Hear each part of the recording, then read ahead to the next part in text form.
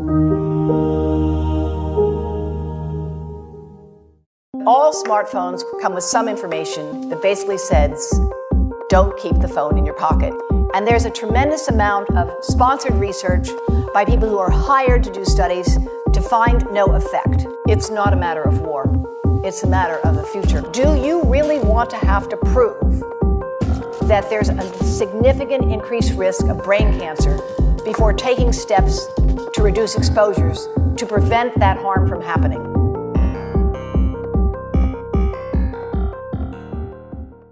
There are now more than 6 billion cell phones in the world today, 8 billion wireless transmitting devices, more than 50 billion are anticipated to form the Internet of Things, and we have to recognize that we don't know a lot about the public health and environmental effects of this form of radiation.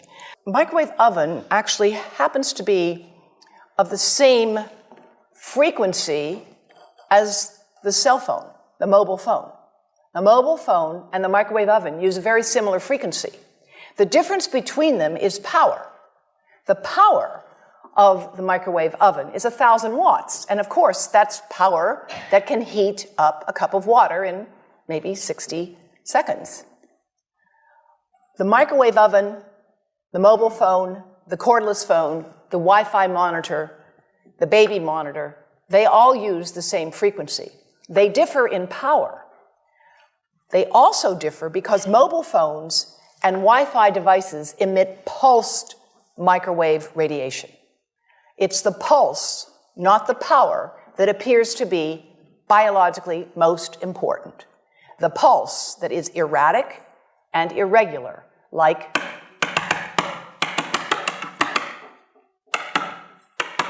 for thousands of minutes a month, for dozens of hours a week, over a lifetime, that irregular pulsed signal may be much more biologically important. This is just to show you what happens in a 4-second mobile phone call. This is power density indicated here. And of course, a phone is on standby, it's not doing too much, but 900 times a minute, it's looking for a signal. It says to the tower, where are you? Here I am. Where are you? Here I am. It's smart. That's how it's supposed to do. Now, when the phone rings, the worst time for you to put a phone right next to your head is when you answer it and say hello, because it's smart and it goes to max power. They're programmed to do that. Max power.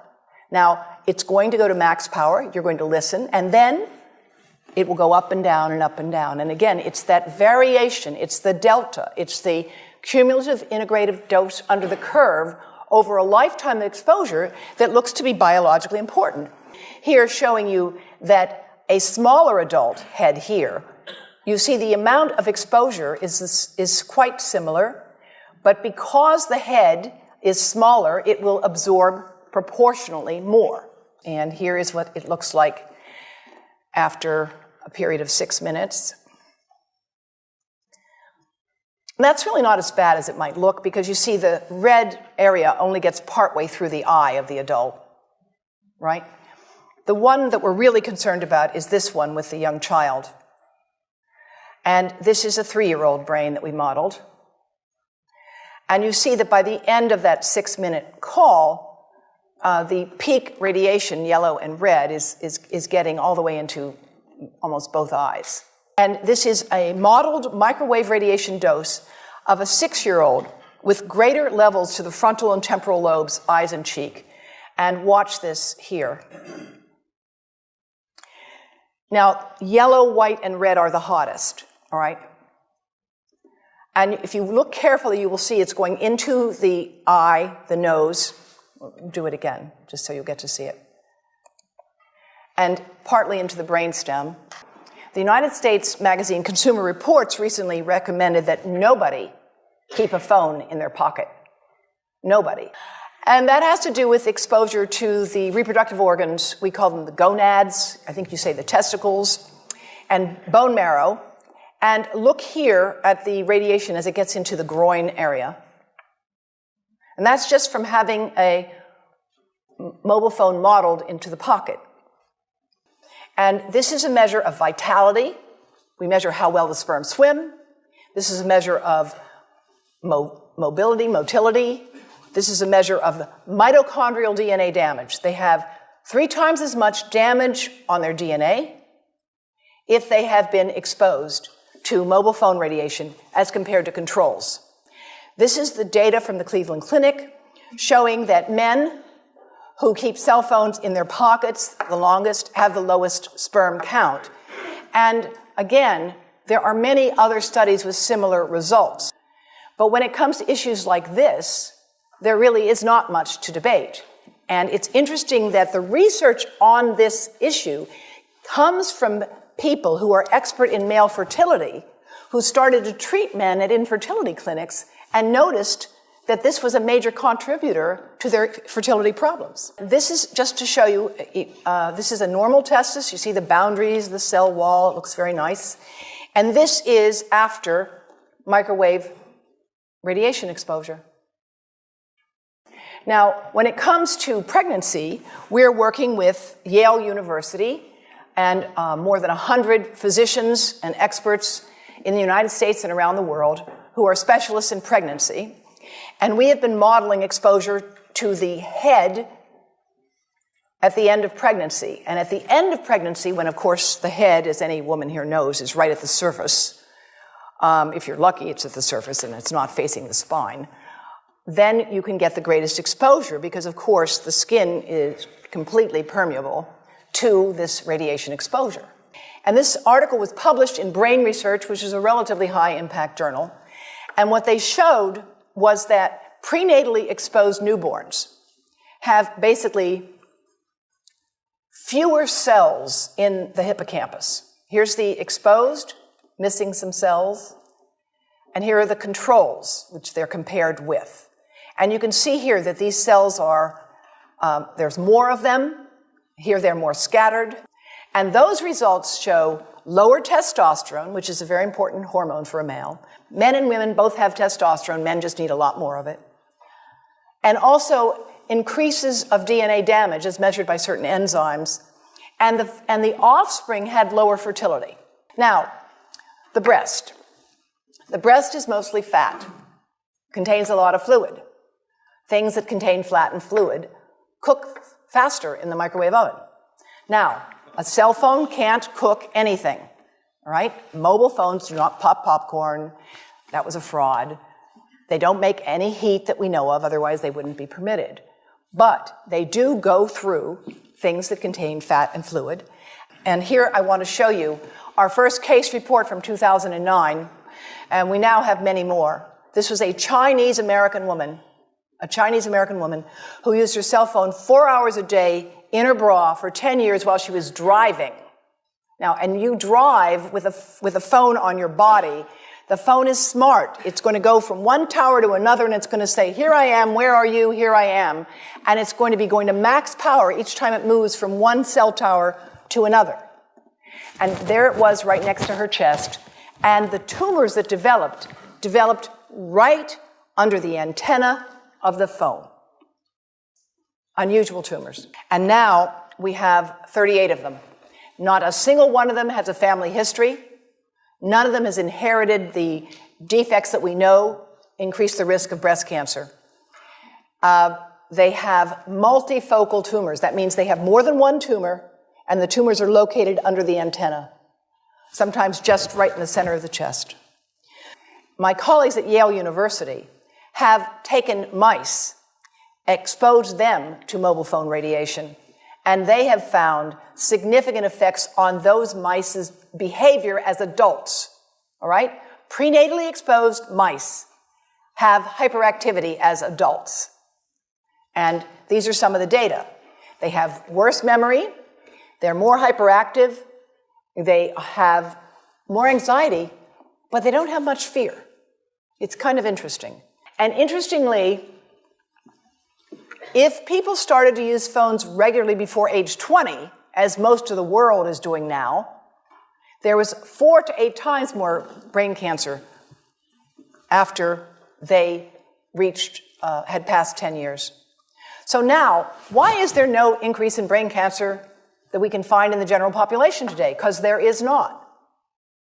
And after all, if mobile phones really are important, why don't we have an epidemic today? Well, let me tell you why.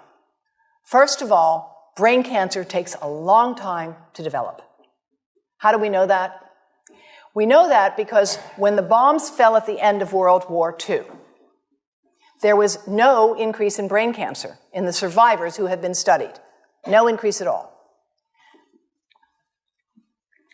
Until 40 years had passed. It took 40 years for an increase in brain cancer to show up in that highly exposed population. Now think about this. Today, the number of people using cell phones today and using them heavily today is very different than it was even 5 years ago, even 3 years ago. Now you're being encouraged to have unlimited talk and text, right? You didn't have unlimited talk and text 5 years ago or 10 years ago. So the uses and the users of phones are changing radically. In fact, most epidemiologic studies find no increased risk of brain cancer from mobile phone radiation. They don't. Until 10 years of heavy use. And by the way they define a cell phone user in these studies, I'm not making this up, is somebody who makes one call a week for 6 months. Yes, yes. One call a week for 6 months. That was the definition in these studies, which, by the way, don't find any increase. All right? So I'm not saying this to say that they did a bad job. I'm saying that we are challenged here with how do you do a study of something that's rapidly changing while you're studying it.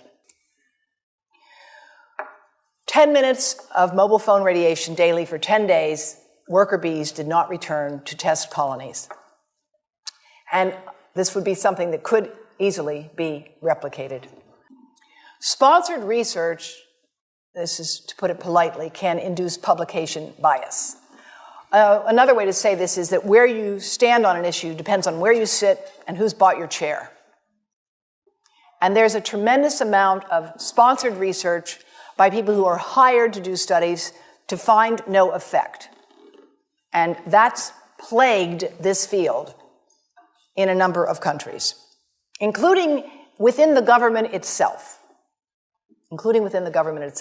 In the United States today, the gentleman who is directing the Federal Communications Commission, Tom Wheeler, was for 10 years the executive director of the Cell Phone Telecommunications Industry Association. And now he's in charge of regulating those devices. So it's challenging to have a neutral playing field under that circumstance. It's not simple. There are real complexities to this field. Unfortunately, at least in the past, industry had a very clear strategy. And in my book, Disconnect, I document and quote in the new afterword that in 1994, when industry first became aware that there were studies suggesting that mobile phone radiation could damage brain cells of rats, a memo was written to, quote, war-game the science. War-game the science. This issue is far too important to be gamed. It's not a matter of war. It's a matter of the future health of your children and grandchildren. Do you really want to have to prove that there's a significant increased risk of brain cancer before taking steps to reduce exposures to prevent that harm from happening? That's really the question. How much evidence do we need before taking precautionary steps? And that's what brings me back to my days at the National Academy of Sciences when we seriously looked at the evidence on passive smoke and airplane travel. We only finally took steps to act when it became clear that children of smokers were hospitalized more often. That was the evidence that we had to have.